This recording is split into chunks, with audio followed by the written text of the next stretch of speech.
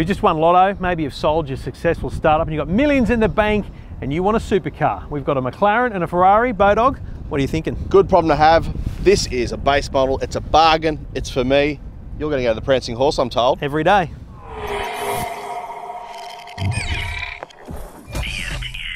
Wherever we go, they turn heads. Ferrari versus McLaren. The 488 Spider Bowen.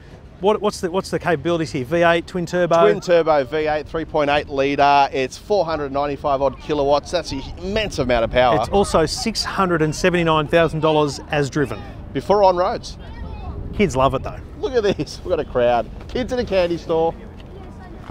Now, Trevor, over here, again, we have another twin turbo V8 in the McLaren, but it's $391,000. That's a bargain. I'm calling it half price the Ferrari, but it's the style that's different. Don't you think every angle of this is different to any other supercar? It's not like a Lamborghini, it's not like a Ferrari. It's a very unique look that McLaren have. It's unique, they sell in low volumes, plus it's a McLaren. When I think McLaren, I think F1. I think that's going to attract a lot of fans. Well, let's take them for a drive. Well, Trev, I've spent the majority of my time behind the wheel of the 540C from McLaren. Got to say, for a base model, pretty impressive. Look, I love the McLaren, and I said it earlier because of the different style. There's nothing like this interior in another car either.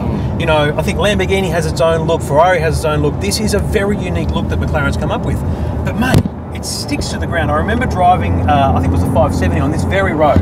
It is beautiful to drive. But it's also the sort of car you can cruise around in town in. You can take this to work and then have a real thing on the track on the weekend. It's nowhere near as abrupt as the Ferrari we've got at the moment, the Spider. It's more of an everyday supercar, as I said in the intro. It's also got lift mode.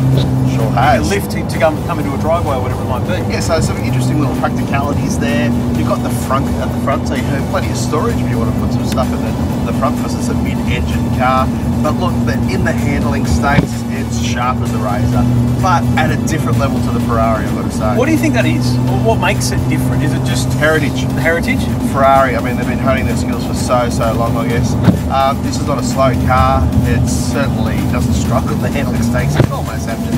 Do you think though, I mean, McLaren has racing heritage as well. Do you think it's just a different feel? You know, we've talked before about how, you know, cars get tuned for Australia. Yeah. Is it just a McLaren feel versus a Ferrari feel? Different set of engineers, different set of personnel doing their own thing. Well, the infotainment system is a bit of a letdown, isn't it? Rubbish. Completely no buttons on the steering wheel, which is the polar opposite to what's in the Ferrari.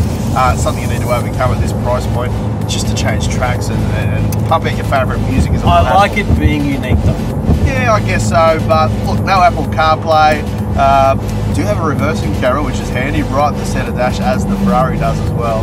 But look, to have that McLaren badge, it still turns heads, but a lot of people still confuse it with a Ferrari. Yeah, there's a lot of people get confused, but I think in the end it turns pretty good heads on the road, but when it's side by side with what we're next driving, I don't think it wins the turning the head argument. Different ball game. Well, Bowen, this is something very different. Ferrari 488 Spider, $679,000 with the options we've got. It does immediately feel different. Much more sense of occasion going on here. It's got much more presence in terms of the handling. It's razor sharp. It is really a road-going race car. And I think that's, I don't know, the difference for me feels like you're meant to buy a Ferrari with the intention of taking it to the track, although they love you driving on the road. Whereas the McLaren feels like it's made to be a road car that has track capabilities. Yeah, do you know what I mean? They've met halfway very well in the McLaren, there's no doubt about it. But just when you come up to a corner, and we're going at a relatively low speed, it's the turn-in. It is so pinpoint. The accuracy is absolutely amazing.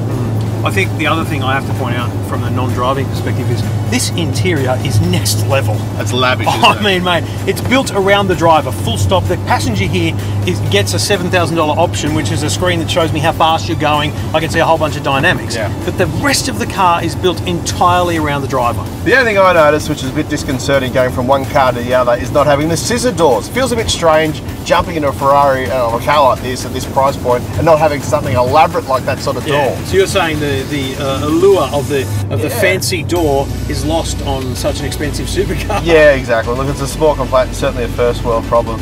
But this is also a much faster car. I mean, it's 495 kilowatts, Trevor. I mean, that's incredible. And you can feel it. It's just under your right foot, ready to pounce. Yeah, bottom line, it's worth every cent that it's charged. and it is the better car of the two. But we're not comparing these two as if, you know, they're meant to challenge each other. It's just that matter of going, you know what, if you had a bunch of money, I probably still would take the Ferrari. There's one atrocity, Apple CarPlay, almost $7,000 option. I mean, please. For the smallest Apple CarPlay screen you'll find in any other car. You made the point to me last night, that's half the prices of a Suzuki Ignis, which has Apple CarPlay built in. As standard.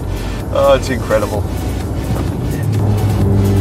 Look, we've been lucky enough to spend a few days with two beautiful cars. Yeah. Not comparative at all, no. But in their own space, in their own world. Two choices, and that's why I made that point at the start. If you won $1 million or you sold your startup, what would you go? Because people do, they go buy crazy cars. Yeah, exactly. What would you buy? I think it's worth looking at the McLaren because it's so different. Look, for the untrained eye, I mean, they're very similar looking cars, aren't they? And they often get confused, but it's a silly comparison. This is a Ferrari, that is a McLaren. They're doing two different types of supercar performance. I'd run with a Ferrari every day of the week, but that's because you pay the extra coin, and it certainly proves its credentials. It's a beautiful car. The McLaren is a stunning style.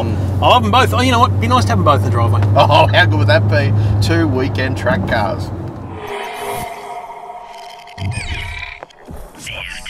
This is EFTM, everything for the man.